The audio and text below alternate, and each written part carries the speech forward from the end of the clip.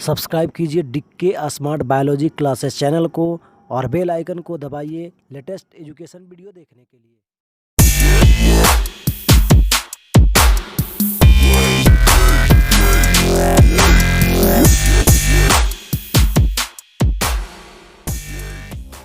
Good morning everyone. देखिए, इसमें हम फिजिक्स बतलाते हैं। मैथ और फिजिक्स तो हम खुद पढ़ाएंगे, आपको पता ही है। और केमिस्ट्री नीतेश सर पढ़ाएंगे और बायोलॉजी दीपक सर पढ़ाएंगे, जो तो खैर आप परिचित हैं। सारा क्लास चलेगा। उसके बाद फिर इंग्लिश के लिए तो विजय सर से पढ़वाएंगे। कुछ बच्चे इंग्लिश पढ़ भी लिए होंगे पहले। और एक हिंदी, तो हिंदी के जो टीचर आते थे उनका फेस आपको याद होगा, तो उनका नाम भी विजय सर है। तो इन लोग से हम पढ़वाएंगे आगे, लेकिन ये बाद में। पहले तो ये तीनों सब्जेक्ट, चारों सब्जेक्ट स्ट्रॉन्ग करना है। ये मूल सब्जेक्ट आपका है और ये 3-4 सब्जेक्ट जो है उसको पहले मतलब फर्स्ट ऑफ ऑल इसको देखना है।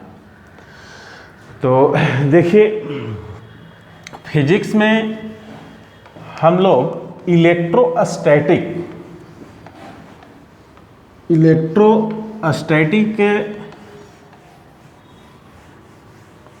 पढ़ रहे थे। और इलेक्ट्रोस्टैटिक में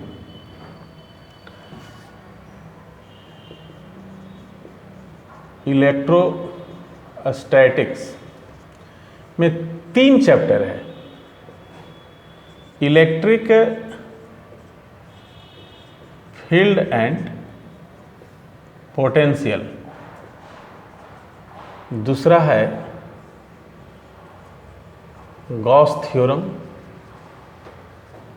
और तीसरा है कंडेंसर।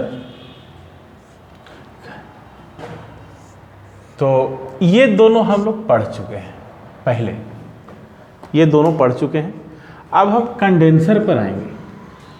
जब ये पढ़ लेंगे तब हम स्टार्ट करेंगे इलेक्ट्रिसिटी, उसके बाद फिर मैग्नेट,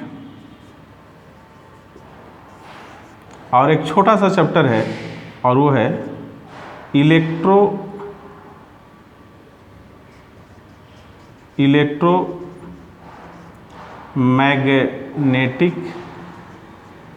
वेव, ये पढ़ेंगे। और तब फिर ऑप्टिक्स पढ़ेंगे। ऑप्टिक्स के बाद फिर मॉडर्न। यदि निरंतर क्लास चलते रहता तो अभी हम लोग ऑप्टिक्स में रहते। फिजिक्स स्टार्ट करने से पहले हम डायग्राम आप लोग को बताए थे जनवरी में, और उस मुताबिक यदि निरंतर क्लास चलता तो आज के डेट में, ये अगस्त चल रहा है, तो अगस्त में हम लोग ऑप्टिक्स में अभी रहते और नवंबर दिसंबर तक जाते जाते मॉडर्न ख़त्म कर लेते। लेकिन दुर्भाग्य है आपका भी, मेरा भी, पूरी दुनिया को, कि अभी हम लोग इसी में। तो चलिए, उससे निराश नहीं होना है। एक हम ही लोग के साथ नहीं है, सबके साथ ही समस्या है। तो आइए कंडेंसर पर। कंडेंसर वो चीज़ चल रहा है, ये दोनों पहले हो चुका है और YouTube पर इन दोनों का वीडियो भी आपको मिलेगा मेरा।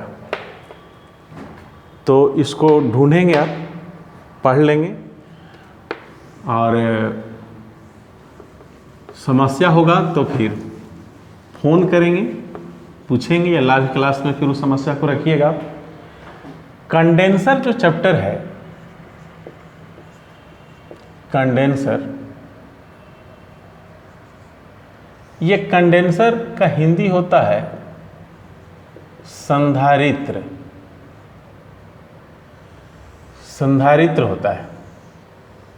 देखिए, आज इसको इंट्रोड्यूस करते हैं।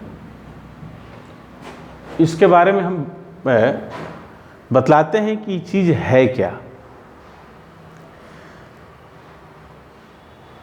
तो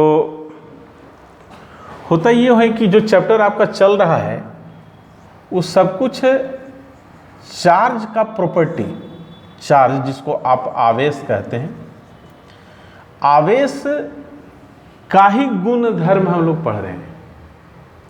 इलेक्ट्रोस्टैटिक में और इलेक्ट्रिसिटी में भी यही पढ़ेंगे। इलेक्ट्रोस्टैटिक में आवेश का गुण हम पढ़ेंगे जब आवेश स्थिर रहता है। आवेश के दो फिजिकल स्थिति, दो भौतिक अवस्था, या तो आवेश रुका हुआ रहेगा या फिर आवेश गति में रहेगा। रुका हुआ आवेश अलग गुण दिखलाता है और वही आवेश जब गति में आ जाता है तो दूसरा गुण दिखलाता है वो। तो रुका हुआ जो आवेश है उसके गुणों को हम इलेक्ट्रोस्टैटिक में पढ़ते हैं, जिसमें 3 चैप्टर का भी हम बात किए, जिसमें लास्ट चैप्टर कंडेंसर चल रहा है। ये रुका हुआ आवेश के गुणों के बारे में हम लोग पढ़ रहे हैं। गतिशील आवेश के गुण को जब हम पढ़ेंगे तो फिजिक्स के उस भाग को हम इलेक्ट्रिसिटी कहते हैं, चल विद्युतिकी। उसमें भी बहुत से छोटे छोटे अध्याय हैं, उसको अलग अलग हम लोग पढ़ेंगे, लेकिन यहाँ रुका हुआ आवेश के बारे में हम लोग पढ़ेंगे। तो देखिए आवेश जो नाम है, जिसका ही नाम दिया गया है, जो चीज़ है, वो आवेश को हम इस्तेमाल करेंगे। कोई भी चीज़ का इस्तेमाल करते हैं तो उसका कोई अस्तित्व होता है, उसको कहीं हम रखते हैं, उसको भंडारण करते हैं। जैसे पैसा है, पानी है, घी है, या गेहूं है, चावल है, तो ये सब चीज़ को हम इस्तेमाल करते हैं तो इनका संरक्षण करते हैं, कहीं ना कहीं रखते हैं। पानी है पीने के लिए है तो कहीं ना कहीं पानी को हम लोग रखते हैं, ज़रूरत पड़ेगा उस वक्त हम लोग पिएंगे। चावल है, दाल है, आटा है, जो भी है चीज़, जो आवश्यकता है हमें, पहले उसको संरक्षण करते हैं कि ज़रूरत पर उसको फिर हम वहाँ से उठा करके इस्तेमाल में लाएँ। तो आवेश जो है, जो उसको जब आप इस्तेमाल करेंगे तो पहले उसको सोचिए कि इसको रखेंगे कैसे, रखेंगे कहाँ। ऐसा नहीं है कि आवेश कहीं आपको कोई ड्राम में रखा हुआ मिलेगा, बल्टी ढो करके अपना ही घरे भर लीजिए कोठी बाड़ी, ऐसा होने नहीं जा रहा है। आवेश को देखना मुश्किल है और उसको फिर आप कहीं उठा करके किस तरह से रखेंगे, तो इसके लिए एक तरीका अपनाया जाता है। तो आवेश भी रखना है कहीं तो आपको एक व्यवस्था पदार्थ पर रखना पड़ेगा। मान लीजिए पदार्थ है, इस पर अब आवेश रखना है, चार्ज को रखना है, मान लीजिए Q आवेश को रखना है, तो आवेश जो ही इसको आप देंगे तो इसमें एक बदलाव आता है और वो बदलाव एक समय आवेश से इसको भर देता है, फिर इस पर और आवेश आप नहीं रख पाएंगे। जैसे कोई बर्तन है, अभी बर्तन में आप पानी रखिए तो एक बदलाव आता है, इसमें पानी रखेंगे तो, और बदलाव आएगा कि पानी जैसे जैसे इसमें रखेंगे पानी का जो लेवल है वो बढ़ता चला जाएगा।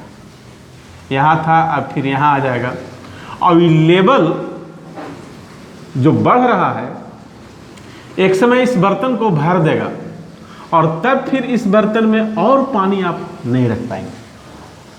अब ज़बरदस्ती यदि इसमें उझलेंगे भी तो पानी बाहर आ जाएगा, बर्तन में संरक्षित नहीं रहेगा। ठीक उसी तरह से जब अब आप इस पर आवेश देंगे तो इसका विभव बढ़ता है, पोटेंशियल बढ़ता है, विभव बढ़ता है। आवेश जब ना है तो V बराबर 0, कुछ आवेश दिए तो पोटेंशियल 1 वोल्ट, कुछ और आवेश दिए तो 2 वोल्ट, कुछ और आवेश दिए तो 20 वोल्ट, कुछ और आवेश दिए तो 200 वोल्ट, विभव बढ़ता जाएगा। और विभव जब बढ़ता है तो एक निश्चित सीमा तक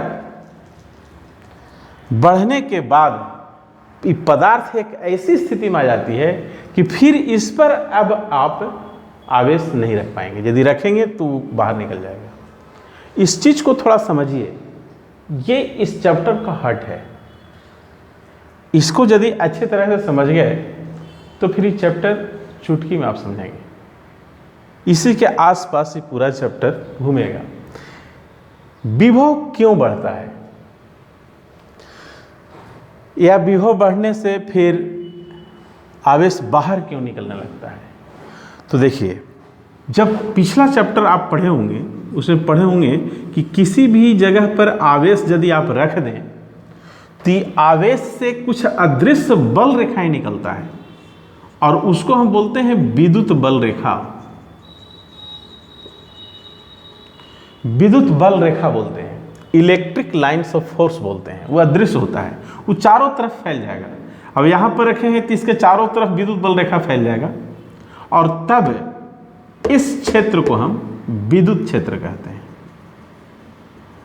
विद्युत क्षेत्र कहते हैं, इलेक्ट्रिक फील्ड।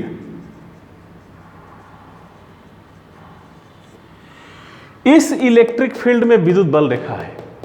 अब यदि इसमें कोई दूसरा आवेश रखेंगे तो इसमें पहले से विद्युत बल रेखा है, वो विद्युत बल रेखा इस विद्युत पर बल लगाएगा। यदि धन आवेश है तो विकर्षण बल, ऋण आवेश है तो आकर्षण बल, लेकिन वो बल लगाएगा। अब ये आवेश को यहां रखेंगे फिर भी बल लगेगा और यहां रखेंगे फिर भी बल लगेगा, लेकिन ए पर रखेंगे तो ज्यादा बल लगेगा, बी पर रखेंगे तो यहां से कम बल लगेगा, इधर कहीं रख देंगे तो और कम बल लगेगा। ये बात हम लोग पहले पढ़ चुके हैं कि इसलिए क्योंकि विद्युत क्षेत्र में यहां बल रेखा जो होगा वो सघन होगा और यहां कुछ विरल होगा और वहां इससे भी ज्यादा विरल होगा। तो यहां पर विद्युत क्षेत्र इस आवेश पर ज्यादा बल लगाएगा, यहां पर उससे कम और इससे भी कम सी पर लगाएगा। तो विद्युत क्षेत्र की जो शक्ति है, बल लगाने का जो क्षमता है, वो ए पर ज़्यादा है, बी पर उससे कम है और सी पर उससे भी कम है। तो हम लोग कहते हैं कि यहाँ शक्तिशाली विद्युत क्षेत्र है, यहाँ पर कमजोर विद्युत क्षेत्र है। अब इस विद्युत क्षेत्र के अलग अलग बिंदु पर क्षेत्र की शक्ति जो अलग अलग है उसको दर्शाने के लिए दो चीजें हम लोग पढ़े थे। एक पढ़े थे विद्युत विभव, इलेक्ट्रिक पोटेंशियल, इलेक्ट्रिक पोटेंशियल, और दूसरा पढ़े थे हम लोग विद्युत तीव्रता, विद्युत तीव्रता, इलेक्ट्रिक इंटेंसिटी। इसको V से निरूपित करते हैं और इसको E से निरूपित करते हैं। तो विद्युत विभव जो है यहाँ पर ज़्यादा होगा, सबसे ज़्यादा, और उससे कम यहाँ पर होगा और सबसे कम यहाँ पर होगा। जैसे जैसे इस आवेश से दूर होते चले जाएंगे वैसे वैसे इस विद्युत क्षेत्र का विद्युत विभव कम होता चला जाएगा और विद्युत तीव्रता भी कम होता चला जाएगा। किसी भी बिंदु पर विद्युत तीव्रता एक बल है जो उस बिंदु पर 1 कूलम आवेश को रखने से उस पर लगता है, और विद्युत विभव जो है वो एक कार्य है किसी भी बिंदु पर। यहाँ पर का विद्युत विभव के मतलब हुआ कि 1 कूलम आवेश को अनंत से यहाँ तक लाने में जितना काम करना पड़ेगा वही कार्य इस बिंदु पर का विभव होगा। तो 1 कूलम धन आवेश को अनंत से यहाँ तक लाने में जो काम करना पड़ेगा वो यहाँ पर का विभव होगा, और 1 कूलम धन आवेश को अनंत से बी तक लाने में जितना काम करना पड़ेगा वो बी पर का विद्युत विभव होगा। तो अनंत से आप ला रहे हैं ए तक और अनंत से ला रहे हैं आप बी तक, तो नेसेसरी है कि आप ए तक लाएंगे तो ज़्यादा काम करना पड़ेगा और बी तो रास्ता में ही बीच में कहीं है, तो यहाँ तक लाएंगे तो कम काम करना पड़ेगा, इसलिए यहाँ पर का विभव ज़्यादा और यहाँ पर का विभव कम। यानी ये हो गया हाई पोटेंशियल और ये हो गया लो पोटेंशियल। देखिए ये हाई पोटेंशियल, लो पोटेंशियल, उससे भी लो पोटेंशियल। अब इसमें जरा देखिए, हाई पोटेंशियल पॉइंट है, लो पोटेंशियल पॉइंट है। यहां पर किसी आवेश को रखिए, धन आवेश को रखिए। ये धन आवेश ए के तरफ आएगा कि बी के तरफ जाएगा? ये धन आवेश है जी, ए के तरफ आएगा या बी के तरफ जाएगा? मानो हाई पोटेंशियल की ओर आएगा कि लो पोटेंशियल की ओर जाएगा? क्योंकि विद्युत क्षेत्र है और विद्युत क्षेत्र में आवेश है तो बल तो लगेगा ही। तो देखिए धन आवेश है, इसी के कारण ये विद्युत क्षेत्र बना है। तो ये धन आवेश को विकर्षित करेगा और इसको बी की ओर ले जाएगा। इस चीज से आप समझ सकते हैं कि एक मतलब है कि धन आवेश का जो मोशन होता है वो हाई पोटेंशियल से लो पोटेंशियल की ओर होता है। उच्च विभव से निम्न विभव की ओर इसकी गति होती है, यानी उच्च विभव से निम्न विभव की ओर उस पर बल लगता है, विद्युत बल लगता है। तो उच्च विभव से निम्न विभव की ओर जब बल लगेगा तो निम्न विभव की ओर ही जाएगा। अब उस पर आइए, मान लीजिए इधर तो हवा है, हवा में कोई आवेश नहीं है तो विभव है 0। उस पर कुछ आवेश आप दे दिए, जब आवेश नहीं था तो इसका विभव भी 0 था, लेकिन कुछ आवेश दिए तो विभव बढ़ के हो गया 1 वोल्ट मान लीजिए। तो इस पर जो आवेश आप दिए हैं ये आवेश 1 वोल्ट पर है और ठीक उसके बगल में जो जगह है उस 0 वोल्ट पर है। तो 1 वोल्ट 0 से ज्यादा हुआ तब तो हाई पोटेंशियल पर वो है और हवा जो है उसके बगल में वो लो पोटेंशियल पर है। तो हाई पोटेंशियल से लो पोटेंशियल की ओर उस पर बल लगेगा। तो हाई पोटेंशियल से लो पोटेंशियल की ओर ये आना चाहेगा, लेकिन ये आएगा नहीं, ये आएगा नहीं। इसलिए क्योंकि हवा जो है वो कुचालक होता है और कुचालक में आवेश नहीं चलते, लेकिन वो आना चाहेगा, उसकी इच्छा होगी कि हम इसमें आ जाएं, क्योंकि हाई से लो की ओर उस पर फोर्स लग रहा होगा। इसलिए कोशिश करेगा कि हम इसमें से निकल के इसमें आ जाएं, आ नहीं पाएगा। इस द्वंद्व को समझिए आप। आवेश की इच्छा है कि हम हवा में निकल जाएं, लेकिन मजबूरी है कि हवा में वो चल नहीं सकता है, क्योंकि हवा विद्युत का कुचालक होता है। अब इस पर आवेश और डालिए, उसके मजबूरी का फायदा उठाइए आप, वो निकल सकता है नहीं। तो अब इस पर और आवेश आप डालिए, विभव 1 वोल्ट था अब विभव 2 वोल्ट होगा, क्योंकि आवेश देंगे तो विभव तो बढ़ेगा। विभव का सूत्र होता है 1/4 पाई एप्सिलॉन Q/R। आवेश बढ़ाएंगे विभव बढ़ेगा। पिछले चैप्टर में हम लोग ये सब पढ़े हैं। तो आवेश देंगे, आवेश बढ़ाएंगे, विभव बढ़ेगा। आवेश देंगे तो विभव अब हो गया 2 वोल्ट। जब 1 वोल्ट था तब भी इस पर बल लग रहा था हवा में आने के लिए, क्योंकि हाई से लो की ओर फोर्स लगता है, विद्युत बल लगता है निकलने के लिए। जब 1 वोल्ट था तो बल लग रहा था, अब तो 2 वोल्ट हो गया, हवा का तो 0 वोल्ट ही है। तो अब तो पहले से इस पर ज्यादा बल लग रहा होगा हवा में आने के लिए, लेकिन बल लगने से क्या होगा सकता है, कारण कि हवा विद्युत का कुचालक होता है। इसका मजबूरी का फिर से फायदा उठाइए और आवेश रखिए। अब मान लीजिए कि इसका वोल्ट विभव 20 वोल्ट हो गया, तो अब भी इस पर आवेश, जो ये आवेश है उस पर और बल बढ़ेगा बाहर निकलने के लिए, क्योंकि उच्च विभव में 20 हो गया, निम्न विभव में 0 है, डिफरेंस बढ़ता जा रहा है। तो बाहर निकलने के लिए इस पर लगने वाला फोर्स भी बढ़ेगा, लेकिन फोर्स बढ़ करके क्या करेगा, आवेश तो हवा में निकल ही नहीं सकता है। और इस तरह से आवेश डालते जाइए, विभव बढ़ाते जाइए, 200 वोल्ट विभव हो जाएगा।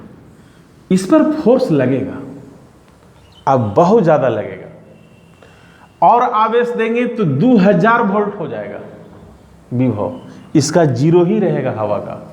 तो बहुत ज़्यादा हाई पोटेंशियल हो जाएगा, अभी लो पोटेंशियल है, तो फोर्स बहुत ज़्यादा इस पर लगेगा हवा में जाने के लिए, लेकिन हवा में नहीं निकलेगा, क्योंकि हवा निकलने नहीं देगा। आवेश को आगे बढ़ने के लिए आयन चाहिए, आयन चाहिए, धन आयन या ऋण आयन से होते हुए आवेश आगे बढ़ता है। और हवा चाहे ऑक्सीजन हो या हाइड्रोजन हो, ये पूर्ण अणु जो है इस पर आयन नहीं होता है, इसीलिए ये कुचालक है, आयन नहीं है इसमें। इसमें 2 एटम मिल करके ऑक्सीजन का एक मॉलिक्यूल परफेक्ट बनाता है। आयन तब होगा जब ये एक इलेक्ट्रॉन एक्सेप्ट करे बाहर से या एक इलेक्ट्रॉन ही त्याग दे, तो आयन बनेगा और तभी फिर चालक हो जाएगा, जैसे और सब चालकों में होता है। जौन तत्व के परमाणु के बाहरी कक्षा में 1, 2 या 3 इलेक्ट्रॉन होते हैं, वो संयोजकता पूरा करने के लिए वो बाहरी कक्षा के इलेक्ट्रॉन त्याग करके और खुद का आयन बना लेते हैं, और उन्हीं आयनों से हो करके आवेश आगे बढ़ता है, जिसके चलते हम उसको चालक कहते हैं। लेकिन हवा में ऐसी बात नहीं है, ये संतुष्ट मॉलिक्यूल है, इसलिए इलेक्ट्रॉन न तो ये अभी किसी को देगा और न इलेक्ट्रॉन किसी से लेगा, बस जिसके कारण ही आयन नहीं बनेगा, और आयन जब तक बनेगा नहीं तब तक कि विद्युत का कुचालक होगा। लेकिन जबरदस्ती में तो कुछ भी संभव है। जबरदस्ती जब आप शब्द ही ऐसा है कि इसमें तो अनहोनी को होनी बदला जा सकता है। जैसे प्रेशर पड़ रहा है, ये आवेश पर प्रेशर पड़ रहा है बाहर निकलने के लिए, तो प्रेशर हवा के जो मॉलिक्यूल हैं, हवा के जो मॉलिक्यूल हैं, जो पदार्थ के कांटेक्ट में भी कुछ मॉलिक्यूल होंगे, उन पर जोड़ पड़ता है, और जोड़ पड़ता है तो 2 ऑक्सीजन प्रत्येक के पास 6 संयोजी इलेक्ट्रॉन होंगे। उनका कुछ केमिस्ट्री के सर आपको इस तरह से बताए होंगे, 2 ये ए मान लीजिए, बी मान लीजिए, तो ये 8 ये अपना पूरा करते हैं, ये 8 अपना पूरा करते हैं।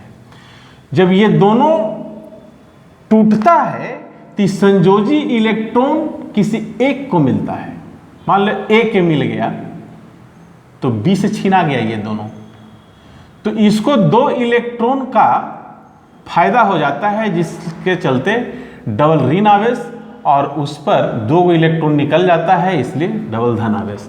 और जब ये ब्रेक करता है तो धन आयन और ऋण आयन मिल जाता है, और तब फिर वो आवेश सनाक्ष निकलेगा इसमें। लेकिन ये टूटने के लिए मानो उसके मॉलिक्यूल, हवा का जो मॉलिक्यूल है, ऑक्सीजन या हाइड्रोजन या नाइट्रोजन जो भी है, तो उनके जो मॉलिक्यूल हैं जब ब्रेक करेंगे एटम में तब आयन मिलता है। लेकिन वो ब्रेक करने के लिए, ये ब्रेक तब होगा जब पोटेंशियल का जो डिफरेंस है लगभग 10,000 वोल्ट हो या इससे ज़्यादा हो। जब आवेश देते देते इसका पोटेंशियल 10,000 या इससे ज़्यादा कर देंगे, तो ये पोटेंशियल डिफरेंस के कारण ये जो कांटेक्ट में एयर का मॉलिक्यूल होगा वो ब्रेक करेगा, एटम में कन्वर्ट होगा, और तब इस मेथड के द्वारा आयन मिलेगा। आयन जो भी मिलेगा आवेश सनाक्ष वहां से निकलेगा। मान लीजिए कि आवेश देते देते 10,000 वोल्ट आप दे दिए, 10,000 वोल्ट तक ही बर्दाश्त किया, अब आवेश कुछ दिए और इसका विभव 10,001 हुआ, तो फिर हवा के मॉलिक्यूल ब्रेक करेंगे, आयन मिलेगा और आयन से आवेश फिर निकलेगा। आवेश जब दे रहे थे तो ये बढ़ रहा था, आवेश जब निकलेगा यानी कम होगा आवेश तो इसका मान घटेगा और फिर 10,000 पर आकर के रुक जाएगा। यानी अब आवेश जो भी देंगे वो पदार्थ में न रहेगा, 10,000 से ज़्यादा विभव बढ़ाएगा और विभव बढ़ने के बाद हवा के मोलिक्यूल ब्रेक करेंगे, आयन में बदलेंगे और आयन में बदलने के कारण आवेश बाहर निकलेगा। यानी अब जो भी आवेश दोगे वो हवा में बाहर आ जाएगा। ठीक उस बर्तन की तरह जैसे वो पानी से भर गया, अब पानी डालोगे तो बर्तन से बाहर निकलेगा, ठीक उसी तरह से ये बाहर निकलेगा अब आवेश जब इसका पोटेंशियल 10,000 या उससे ज़्यादा हो जाएगा। तो ये स्थिति मजबूर कर देता है कि एक पदार्थ पर एक सीमित आवेश ही रखा जा सकता है। अब सोचिए, पूरा तालाब का पानी यदि एक लोटा में आ जाए, हम एक ऐसा लोटा बनाएं, एक ऐसा बर्तन बनाएं, छोटा सा बर्तन कि इसमें पूरे तालाब का पानी आ जाए,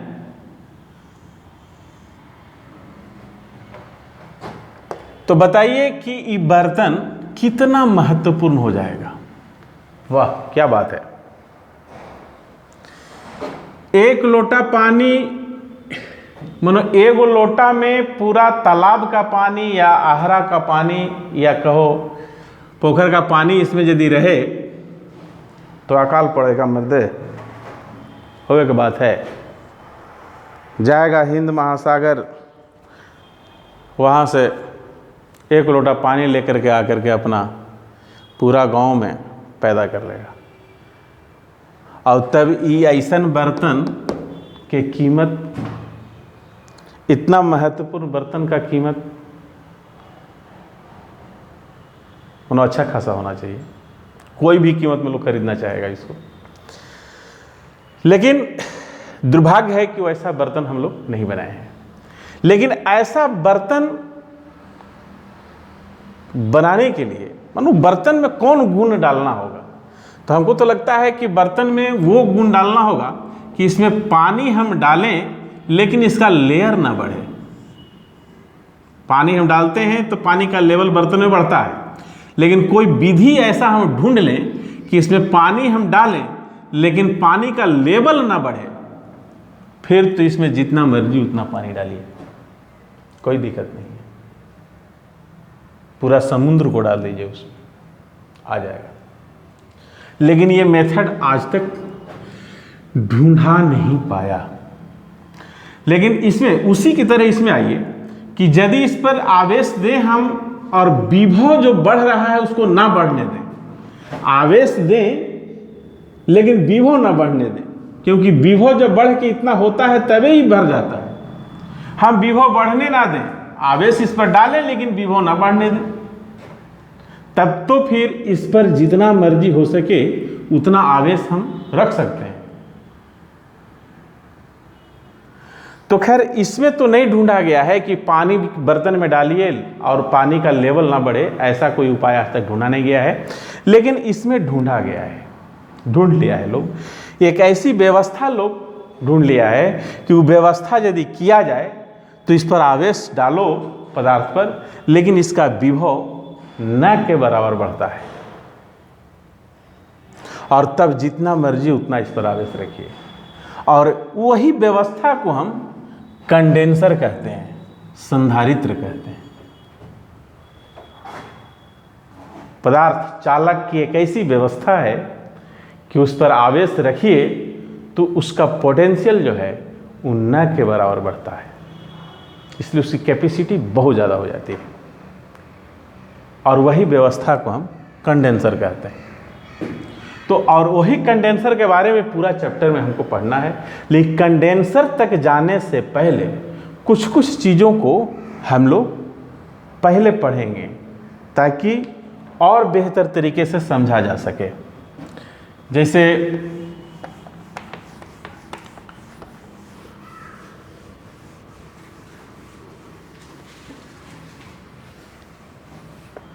एक चीज आता है और वो है धारिता। ये कंडेंसर जब स्टार्ट होगा तो ये सब मदद करेगा, और अंग्रेजी में इसको बोलते हैं कैपेसिटी। तो किसी भी पदार्थ की जो धारिता है, कैपेसिटी जो है, वो ये दर्शाता है कि उसको कोई भी चीज़, जैसे बर्तन है तो पानी रखने का क्या क्षमता है उसके पास, या पदार्थ है तो आवेश रखने की कितना क्षमता है। जैसे मान लीजिए कि हम जानते हैं कि किसी पदार्थ का विद्युत विभव पदार्थ पर के आवेश के समानुपाती होता है। जैसे इस पर आवेश देंगे आप तो विभव बढ़ेगा, यानी आवेश बढ़ेगा इस पर तो इसका विभव भी बढ़ेगा। आवेश कम रहेगा तो विभव कम रहेगा, आवेश ज़्यादा तो विभव ज़्यादा, तो अनुपात तो एक जैसा चल रहा है। ये ज़्यादा तो भी ज़्यादा, ये कम तो वो भी कम, तो ये तो एक तरह का अनुपात चल रहा है। इसी को हम कहते हैं समानुपाती। तो हम लिखे हैं कि आवेश और विभव ये समानुपाती होता है। मान लीजिए कि यदि पदार्थ पर कैपिटल Q आवेश देने से उसका विभव भी हो जाता है, तो Q और V दोनों समानुपाती होगा। ये बढ़ेगा तो ये भी बढ़ेगा, ये बढ़ेगा तो भी बढ़ेगा, घटेगा तो दोनों घटेगा, बढ़ेगा तो दोनों बढ़ेगा। तो समानुपाती के चिन्ह जब हटाएंगे और बराबर लिखेंगे यहाँ, तो एक कांस्टेंट राशि बिठाया जाता है। मान लीजिए कांस्टेंट राशि C है, जहाँ C एक नियतांक है।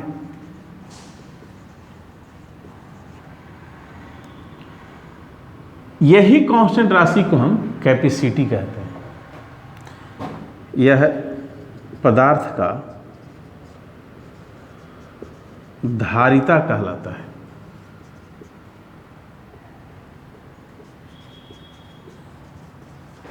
C बराबर क्या होगा? Q बटा B। अब जब Q बराबर 1 कूलम, नहीं V बराबर लीजिए, V बराबर 1 वोल्ट, तो C क्या हो जाएगा? Q बटा 1 यानी Q। C हो जाएगा Q के बराबर। यहाँ से हम कह सकते हैं किसी पदार्थ की जो धारिता है उस आवेश के बराबर होता है जिस आवेश के चलते उसका विभव 1 वोल्ट से बदल जाता है। इसको हम लिखेंगे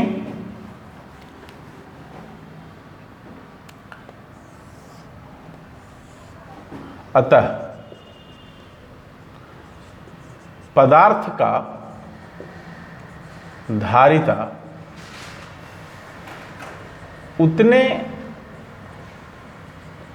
आवेश के तुल्य होता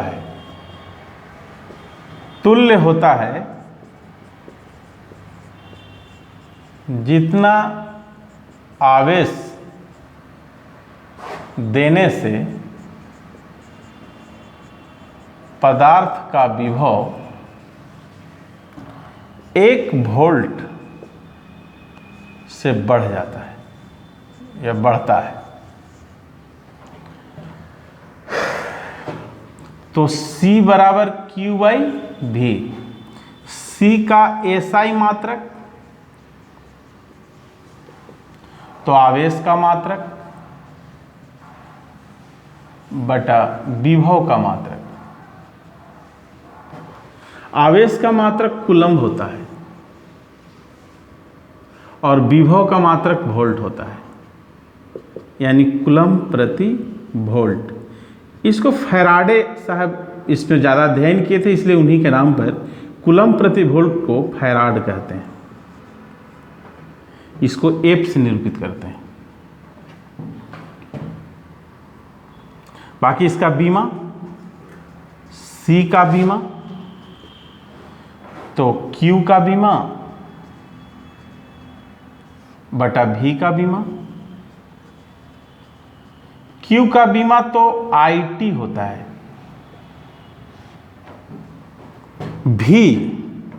V जो है वो विभव है। W बराबर वी क्यू एक सूत्र होता है, इसलिए v बराबर डब्लू बटा क्यू।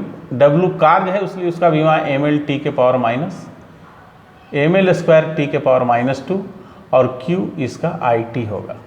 तो एम एल स्क्वायर टी के पावर -3 आई के पावर -1 ये v का होगा। उसको रखिए एम एल स्क्वायर टी के power -3 I to the power -1। इस सब को ऊपर लेके चलिए, m के पावर -1 l के पावर -2 t के पावर 4 हो जाएगा और आई स्क्वायर होगा। तो ठीक है, इतना आप उतारिए, नोट्स बना लीजिए इसको और अध्ययन कीजिए। इसके आगे हम नेक्स्ट वीडियो में बतलाएंगे। ठीक है, तो थैंक यू सो मच।